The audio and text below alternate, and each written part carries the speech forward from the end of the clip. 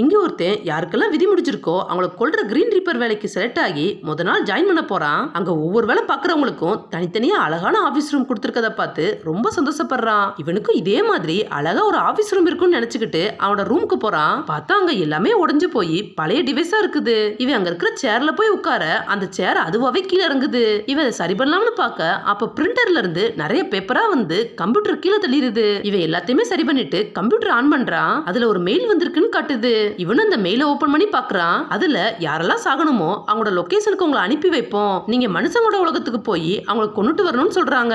இவனும் சரின்னு அவனோட ஃபர்ஸ்ட் அசைன்மெண்ட் எடுத்து பாக்குறான். அதை பார்த்ததும் ஒரு போர்ட்டல் உருவாக்கி அவன் சாகடிக்க வேண்டியவங்களோட இடத்துக்கு போறான். அங்க போனதும் யாரை சாகடிக்கணும்னு அந்த பேப்பர் எடுத்து பாக்குறான். அதுல ஒரு வயசான பாட்டி 1000 வருஷத்துக்கு மேல வாழ்ந்திருக்காங்க. அவங்களதான் கொல்லணும்னு போட்டிருக்கு. இந்த பாட்டிய நிறைய கிரீம் ரிப்பராலேயே கொல்ல முடியலன்னு எழுதிருக்கு. இவன் இந்த பாட்டியோட வீட்டுக்குள்ள போய் பாக்குறான். அந்த பாட்டியோ ஸ்வெட்டர் பின்னிக்கிட்டே டிவி பாக்குறாங்க. இவன் அவங்களை கொல்றதுக்காக அவனோட ஆயுதத்தை எடுக்க அப்ப அது அங்க இருந்த ஒரு பந்தை தள்ளி விட்டு கண்ணாடி கிளாஸ போய் உடைச்சிருது. இந்த பாட்டியோ சத்தம் கேட்டு அந்த இடத்துக்கு வந்துடுறாங்க.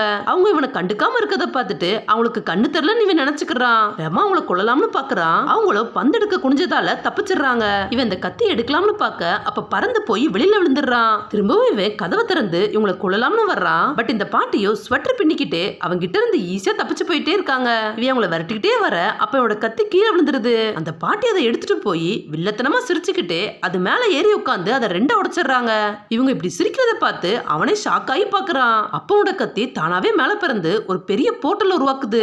அது சுத்தி இருக்கிற எல்லா பொருளையுமே அதுக்குள்ள இழுத்துக்கிட்டே இருக்குது. இவன் அங்க இருக்கிற பொருளெல்லாம் பிடிச்சு தாவி தாவி தப்பிக்கலாம்னு பாக்குறான். அந்த பாட்டியும் அவங்க பின்ற சுற்ற ஒரு நங்குரத்துல கட்டி அதை பிடிச்சுக்கிட்டே பறந்துட்டு இருக்காங்க. அவங்க இவனை தள்ளி விட்டு அந்த போர்ட்டல் வழியாவே அனுப்பிடுறாங்க. அந்த போர்ட்டலோ நேரா இவனோட ஆபீஸ்க்கு தான் போகுது. இவனோட ஆபீஸ்ல எல்லா பொருளும் விழுந்துட்டு இவனும் அங்கேயே விழுறான். பார்த்தா எல்லா பொருளும் விழுந்து அந்த இடத்தையே மாடர்னான ஆபீஸா மாத்திருச்சு. இவன் இதை பார்த்ததும் இவன் ஆசைப்பட்ட மாதிரியே கிடைச்சிருச்சுன்னு ரொம்ப சந்தோஷப்படுறான்.